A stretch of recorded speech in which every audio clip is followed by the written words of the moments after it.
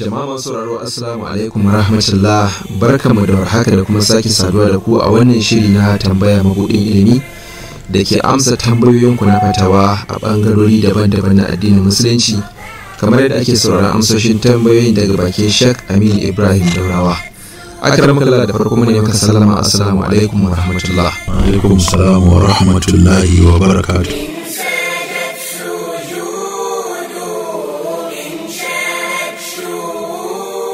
To kamar yadda yan uwa masu sauraro ake biye da mu a cikin wannan shiri, musamman kuma dangane da bayanan da malam yake gabatar mana akan abin da ya shafi azumi. Akramakallah, duba da ƙarshen ayan nan ta azumi da Allah subhanahu wataala yake cewa masu azumi da Allah kuma tattaqun, ko kuwa samu tsoron Allah. In za mu gina wani abu akan wani akramakallah, waɗannan fa'idodi za a iya samu, yaya mutum zai gane cewa azumi ya yi masa tasiri in an kwatanta da yadda yake kafin azumi da kuma yadda yake a cikin azumin. Da sunan Allah mai rahama mai jin kai, salati da ɗaukaka da aminci su tabbata bisa shugabanmu annabi Muhammad sallallahu alaihi wasallama da iyalansa masu daraja da sahabbansa yardadun Allah da waɗanda suka biyo bayansu da kyautatawa har ya zuwa ranar sakamako. Hakika kamar yadda kai bayani a cikin ayar da Allah subhanahu wa ta'ala ya yi umarni bisa cewa ya wajabta mana azumi, a ƙarshen ayar sai ce don ku samu tsoron Allah. Ya ayyuhal ladhina amanu kutiba alaykumus siyamu kama kutiba alal ladhina min qablikum la'allakum tattaquna. Ice ya ku masu imani, hakika an wajabta muku azumi kamar yadda aka wajabta wa waɗanda suka gabace ku, sai Allah ce don ku samu tsoron Allah. Kaga kenan azumi makaranta ce, jami'a ce, wani kwasa-kwasai ne ake ɗauka a cikin azumi. Babban kwas ɗin shi ne samun tsoron Allah da koyon tausayi da haɗin kai da jin kan al'umma. To wannan tsoron Allah shi ne satifiket ɗin da mutum zai fitar da shi a azumi. Da haka ba wai mu daina cin abincin ko mu daina shan ruwa ko mu nisanci iyalanmu shi ne babban makasudi ba. Makasudi hakan ya yi mana tasiri, ya canza rayuwarmu daga mutanen banza zuwa mutanen kirki. Idan kirki muke yi, kamata ya Ramadana ya ƙara mana. Idan kurakurai muke, kamata ya Ramadana ya rage mana. Kamata ya idan da an sanni da rowa kafin Ramadana, to kamata ya ga a Ramadana da wajen Ramadana halina ya canza. Idan da an sani da wani abu mara kyau, to kamata ya Ramadana ya zo a ga canji a rayuwata, cewa ashe abin nan mara kyau da nake yi, Ramadana ya yi tasiri wajen gyara min wannan halin ya zama mai kyau. So da haka abin da ake so kenan, Ramadana makaranta ce, kwasa-kwasan su ne azumi, sakamakon shi ne tsoron Allah. Mutum ya fita da ya ƙara tsoron Allah a cikin harkokinsa na rayuwa. To menene wannan tsoron Allah,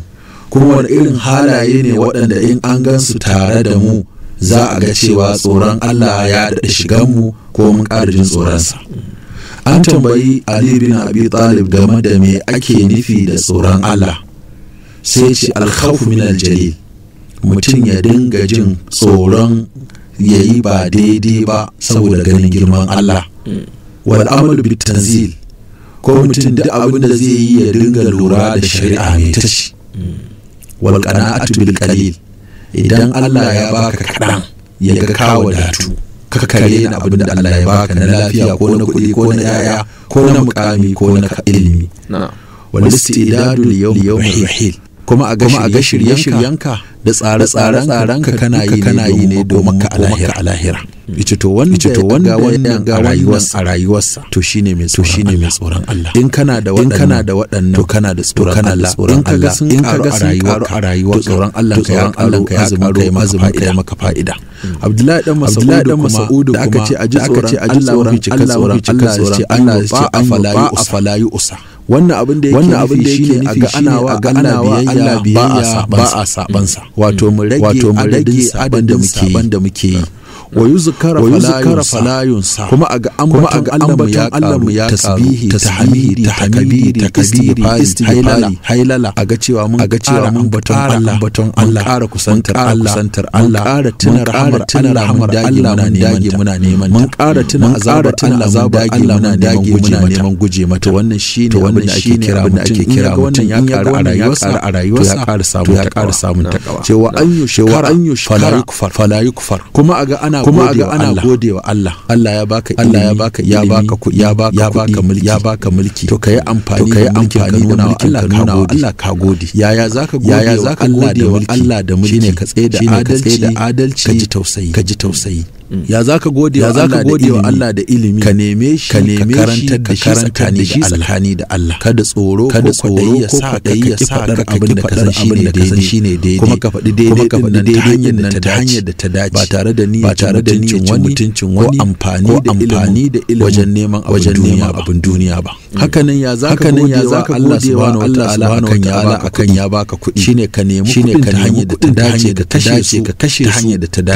dace kuma ka tausaya wa bayan Allah wannan arziki da ya maka so da aka yace to an ga wannan yana karuwa a rayuwar to inji malam Abdullahi takawa ta sa malam Talq bin Habibu yake cewa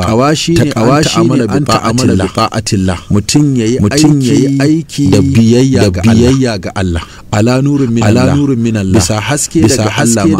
ma'ana bisa hujjoji da dalilai da ka samu daga Allah tarju sawaballah kuma aga kana samun rahmar Allah da lada wa an tatruka ma'asiyatallah kuma aga kai watsi da saban Allah ala nurin min Allah bisa haske na hujjoji da ka gamsu da ka cewa kana saban za ku bata da Allah takhafu iqaballah kuma kana jin tsoron azabar Allah to malam Talq yace kaga wannan ya karu a rayuwa to alama ce ta kai mai tsoron Allah ne malam Abu Darda yake cewa cikar tsoron Allah shine bawa ya nisanci duk abu da zai sa su bata da Allah komai kankantansa har sai ya bar abin da yake halal ne saboda tsoron zai ja masa rigima kasa akwai wani abin shi akan kansa halal ne amma kuma sai ya bude maka kofa zuwa ga abin da bai dace to ka bar abin da yake halal zai zame maka dalili zuwa ga saban Allah yace to wannan shi ma alama ce ta tsoron Allah malam Faru yake cewa an kirawo mutanen da suke tsoron Allah masu tsoron Allah domin sun kiyaye abin da duk suka ya kamata a kiyaye so mutum ba mai kiyayewa bane ba mai tsantsan bane wata rana wanda ya ce sahabbai ta sayyidina Abubakar tsoron Allah yace ka taba bin hanya mai kaya babu takalmi kuma ga duhu yace to kake tafiya a gurin yace ina daga kafata sai na sauke ta hankali naji cewa inda na sauke ta ban sannan sai saki karfi na yace to haka tsoron Allah abinda zaka yi ka tsantsan sai ka gamsu da hujjojin yin kai kuma ka tabbatar ka gama tunani da lissafi kan cewa yin sa shi yafi dacewa wannan shine alamar tsoron Allah haka na rawaito daga Abdullahi yana cewa su masu tsoron Allah sune waɗanda suke jin tsoron azabar Allah cikin barin abin da suka sani na shari'a da kuma abin da suke kauna na rahama cikin gaskata abin da ya zo daga manzon Allah sallallahu alaihi wasallam ko zo daga Allah Malam Hassan al-Basri yake cewa masu tsoron Allah su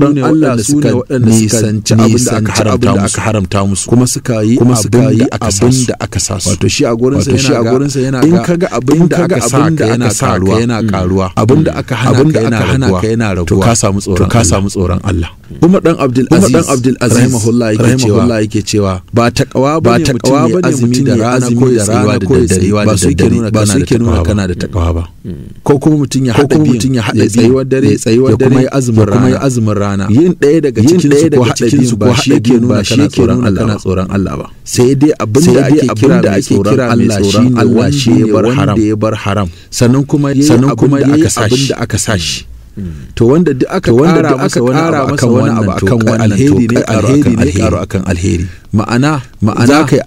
yi azumi da rana ka tsaya da daddare amma an zo kantin ko kasuwanka ko ofis ɗinka ba za a ga wata alama jiya ka kwana kana sallah ba don sallar ba ta sa ka yi gaskiya ba bata sa ka rike amana ba bata sa ka ji tausayi ba bata sa ka cika alkawari ba to kaga inna salata tanha anil fahsha'i wal munkar azumin nan da baka ci abinci a boye ba kana ganin girman Allah kuma a fili kana yin abin da ke kaman ma baka san azumin to kaga azumin kawai ya sha kawai da yunwa amma azumin na samun tsoron Allah ba a same shi ba shi yasa mara Umar Abdul Aziz yake cewa ba tsayuwar dare kawai tsoron Allah ba kuma azumin rana shine kawai tsoron Allah ba kuma hada guda biyu shine tsoron Allah mai tsoron Allah shine wanda ya bar abin da aka haramta masa ya kuma yi abin da aka sashi to wanda aka azurta shi kuma da bayan biyun aka azurta shi da karatun Qur'ani da kaza to wannan alheri ne aka ƙara masa akan alheri amma zaka tsaya da dare kai sallah da rana kai azumi amma da ƙarya da rashin gaskiya da caci duk kana wannan ya nuna cewa mutum bai amfana da fa'idar azumi ba Malam Musa bin Ayyub yake cewa masu tsoron Allah sune waɗanda suka tsarkaka daga wasu abubuwa ma na halal wani abin na halal baya da shi saboda tsoron kai ya sa su fada cikin haram saboda haka ne ma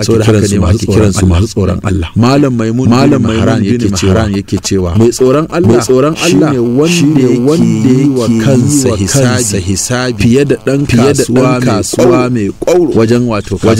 kasuwancinsa wato yadda yake bin da dan kasuwa yake bin diddigin kudinsa ya ga karuwa suke ko raguwa suke wannan abin riba ake ko faduwa ake to kafi shi kula da kanka cewa Allah nawa kai a wannan sati ko a wannan wata ko a wannan shekara ko a wannan ranar ko a wannan lokacin sannan in za a kwatanta da biyayya da kai wa Allah wanne ne zai jaye tsakanin Allah da kai da sabon Allah da kai inda za a kwatanta ko a ce za a baka sikeli kake ganin zai furin jaye saboda haka wannan shine mai tsoron Allah kenan kaga duk mutumin da ibadarsa ta karu aikinsa na alheri yake karuwa sannan yake wa kansa bincike ga me nake yi mai kyau in kara me nake yi mummuna in rage to wannan shine wanda yake jin tsoron Allah da haka ne malam ibnu rajab yake cewa asalin da ake kira takawa ko tsoron Allah mutum ya sanya wani abu da kariya ko tsari tsakaninsa da abin da yake jin tsoro wanda abin zai tsare shi gabarin fadawa cikin halaka da haka tsoron da mutum ga Allah mahaliccinsa shine sanya wani abu tsakaninsa da abin da yake jin tsoro zai raba shi da Allah ko ya jawo masa fushin Allah ko ya jawo masa azabar Allah to wanda ya haka ta hanyar bi yi bari na bari shine mai tsoron Allah to kaga muka dauki fassarorin waɗannan malamai wanda cikin malamai masu yawa akwai malam Abdullahi da yake cewa ka tsoron Allah shine ka nemi ilimin abin da baka sani ba ka hada shi da abin da ka sani kuma in ka sani aiki da abin da ka sani shi kaga a gurin tsoron Allah shine ka ƙara ibada in kaga neman da kusantaka da masu ilimi yana karuwa domin kamar yadda aka faɗa cewa Allah yana nufin shugaba da alkhairi sai ya bashi mashawarta na kwarai su kuma mashawarta na kwarai suke wa shugaba idan ya dauko dai ba a barin sa shi sai a taru gaba ɗaya a taimaka masa don ya kai labari idan ya dauko na baka ga shirme ne to sai ai hikima a nuna masa wannan abin bai dace ta hanyar amfani da hikima ba tare da mutuncinsa ba ba tare da diskanta shi ba nuna masa wannan a gyara shi dan gyara shi haka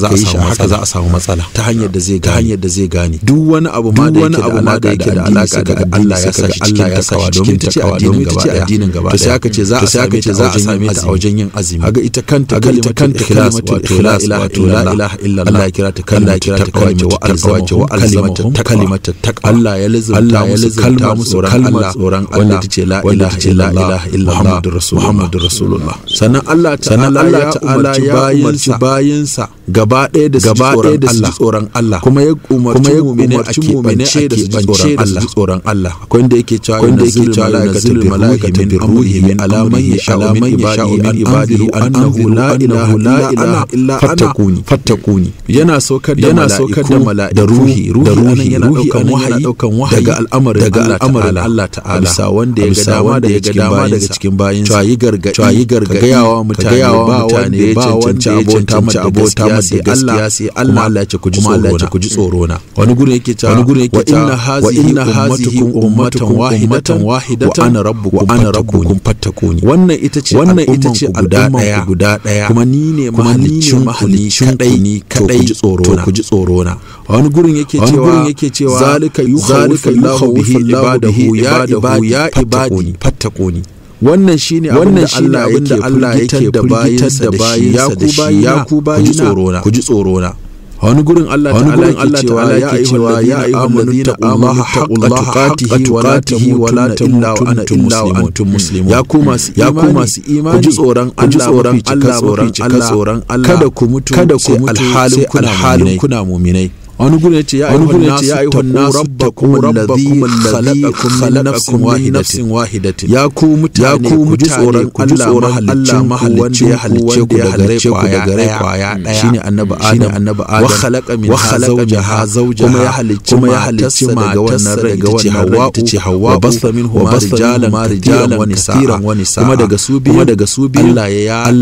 da yawa da mata da yawa a duniya wattaqullaha allazi tasaaluna bihi ku tsoron Allah wanda kuke yin magiya da sunansa ku ji tsoron kada ku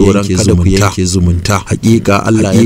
yana dawo ya san halin da kuke ciki wani gurin Allah ta'ala ce laqad wasayna alladhina utul kitaba min qablikum wa iyyakum an taqulla Allah ce hakika mun wasiya ga waɗanda aka ba wa littafi gabaninku da ku ji tsoron Allah hatta annabawan Allah abinda Allah umarce su da shi kenan tsoron Allah kowane annabi kuma yakan yi mutanen su ji tsoron Allah suratul shu'ara zaka iz qala lahum akhuhum ala tattaqun ala tattaqun إذ قال لهم أخوهم ألا تتقون إذ قال لهم أخوهم ألا تتقون إذ قال لهم شعيب ألا تتقون وإبراهيم إذ قال لله واتقوه ذلكم خير لكم إن كنتم تعلمون kaga kowane annabi sai da ya ga wa mutanansa tsoron Allah lokacin da dan uwansa annabi bakwaje yace bakwaje tsoron Allah lokacin da annabi yace bakwaje tsoron Allah lokacin da dan annabi Salihu yace bakwaje tsoron Allah lokacin da dan annabi Lut yace bakwaje tsoron Allah lokacin da Shu'aibu yace bakwaje tsoron Allah da annabi Ibrahim lokacin da mutanen wa Allah ku ji tsoron sa wannan shine a gare ku in kun sani to kuma Allah ta'ala daga bayinsa duk abinda za su tabbatar da cewa tsoron Allah ya tabbata a cikin zuciyarsu Allah ce ya ayyuhan nasu rabbukum allazi khalaqakum walladhina min qablikum tattaqun Allah ce ya ku mutane ku bautawa Allah mahaliccin suka gabace ku samu tsoron Allah wani gurin cewa anna hadha siratan fattabi'uhu wa la tattabi'u subula fatafarraqa bikum an zalikum wasakum bihi la'allakum tattaqun yace wannan shine hanya ta ku bi shi kada ku bi wasu hanyoyi da ba wannan ba sai tararraba ku gabarin tafarkin wannan shine aka yi muku gargadi aka yi hankali dan ku samu tsoron Allah saboda haka ne annabi sallallahu alaihi wasallam yake mana nasiha amfanin tsoron Allah yake cewa wala tahasadu kada ku dinga yi wa junanku hasada tanajishu kada ku dinga yi wa junan ku zire wato ka zo ka taya kaya ba da niyyar ka siya ba da tsada dan dan uwanka ya ji wannan tayin ya fada wala tabagadu kada ku dinga yi wa juna keta wala tadabaru kada ku dinga ba juna baya wannan ya taho a kauda kai daga juna wala yabi ala bai kada dayan ku yi akan cinikin dan uwansa wa kunu ibadallahi ikhwana zamo musulmi yan uwan juna kowa ya so dan uwansa kamar dan uwansa almuslim akhul muslimi dan uwan musulmi la yuzlimu kada icuce shi wala yakhzulu kada ya tabar da shi wala ya kada ya wulakanta shi taqwa hahuna Allah ce taqwa rumbunta shine kirji wato a zuciya take yishiru ila sadrihi thalatha sai da annabi ya jinsa haso uku bi hasbi min sharri an yahqira akahu almuslim ya ishe ka sharri gaba daya ce kawula kan dan uwanka musulmi kullul muslim ala muslim haram dukkan musulmi dan uwansa musulmi haramun ya taba masa dayan uku damuhu maluhu irduhu ya taba jininsa ko ya taba dukiyarsa ko ya taba mutuncinsa to kaga ashe babban abin ne ma a cikin wannan wata shine samun tsoron Allah dan mutum ya samu ya gama samun nasara a rayuwarsa gabaki daya to in mutum ya samu tsoron Allah me zai haifar masa zai haifar da mutum kaunar Allah ma'ana duk mutum da ya samu tsoron Allah to ya samu hanyar da Allah zai so shi domin Allah ce inna Allah yuhibbul muttaqina Allah yana masu tsoron Allah kaga kenan tsoron Allah kan jawo mutum soyayyar Allah sannan kan jawo rahama duniya da ta lahira domin Allah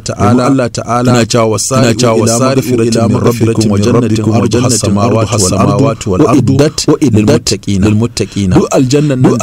da yalwata da alherin ido bai taba gani bai taba ji bai taba tunanowa ba akwai shi a cikin aljanna amma aka ce shirya shi an tanade ga masu tsoron Allah shi kaga azumi ke baka dama duka samu wannan alkhairi sannan tsoron Allah ne ke jawo Allah ya taimaki bawa ya tsare shi a rayuwarsa Allah ce inna Allah ma'al ladina wallazina hum muhsinun Allah yana tare da masu kyautatawa wani gure ce wa alamu anna ma'al muttaqina fa Allah yana da masu tsoron Allah me yafi wannan daraja akwai inda Allah subhanahu wa ta'ala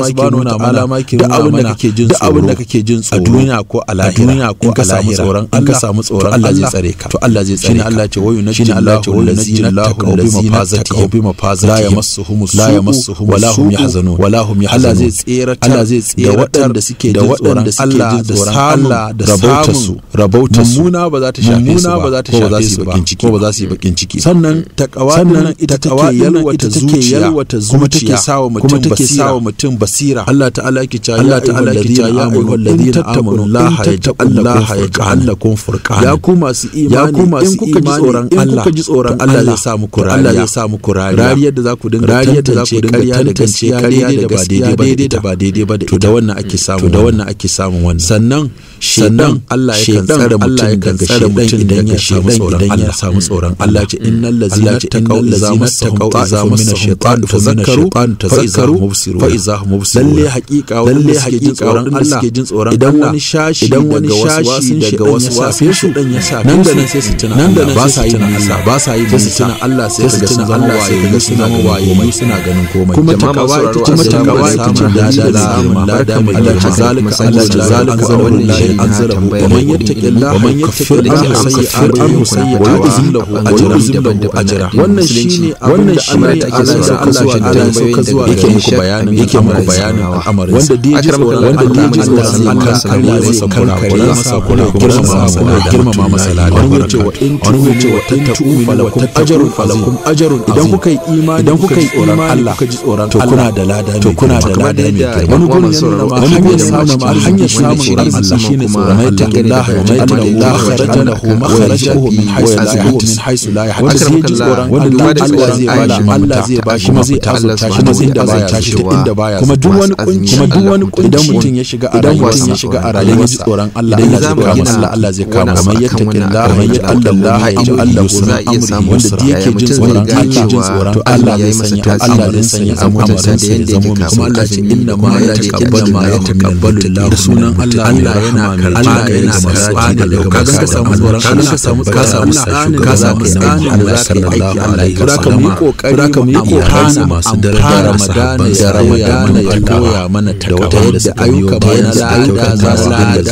dinga ayyukan mu na alhaiki za su kamar yadda kai bayani mana tawassali zuwa ga Allah subhanahu wa ta'ala da tsoron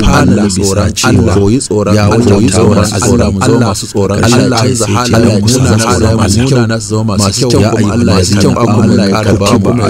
mu yawaita su zamo kama mun ji kyawun rayuwa kyawun da Allah ko mu samu amin ya Allah amin ya haka muka zo ga ƙarshen shirin da muka wajabta muku azumi da malam da mu aka wajabta wadanda suka da Allah shafi tsoron Allah ƙara yawaita ibadu musamman ma dai a wannan lokaci na karanta sai lokaci na gaba in lokaci na wani Allah ke da sabon shi ake dauka a cikin azumi amma kafin nan sallama ne assalamu alaikum wa alaikum wa barakatuh umma to wannan tsoron Allah shi ne satifiket ɗin da mutum zai fita da shi a azumi da haka ba wai mu daina cin abincin ko mu daina shan ruwa ko mu nisanci iyalanmu shi ne babban makasudi ba makasudi hakan ya yi mana tasiri ya canza rayuwarmu daga mutanen banza zuwa mutanen kirki idan kirki muke yi kamata ya ramadana ya ƙara mana idan kurakure muke kamata ya ramadana ya rage mana kamata ya idan da an sanni da rowa kafin ramadana to kamata ya ga a ramadana da wajen ramadana halina ya canza idan da an sanni da wani abu mara kyau to kamata in ramadana ya zo a ga canji a rayuwata cewa ashe abin nan mara kyau da nake yi ramadana ya yi tasiri wajen gyara min wannan halin ya zama mai kyau so da haka abin da ake so kenan ramadana makaranta ce kwasa-kwasan su ne azumi sakamakon shi ne tsoron Allah mutum ya fita da ya ƙara tsoron Allah a cikin harkokinsa na rayuwa to menene wannan tsoron Allah kuma wani irin halaye ne waɗanda in an gansu tare da mu za a ga cewa tsoron Allah ya daɗa shiganmu ko mun ƙara jin tsoronsa an tambayi Ali bin Abi Talib game da me ake nufi da tsoron Allah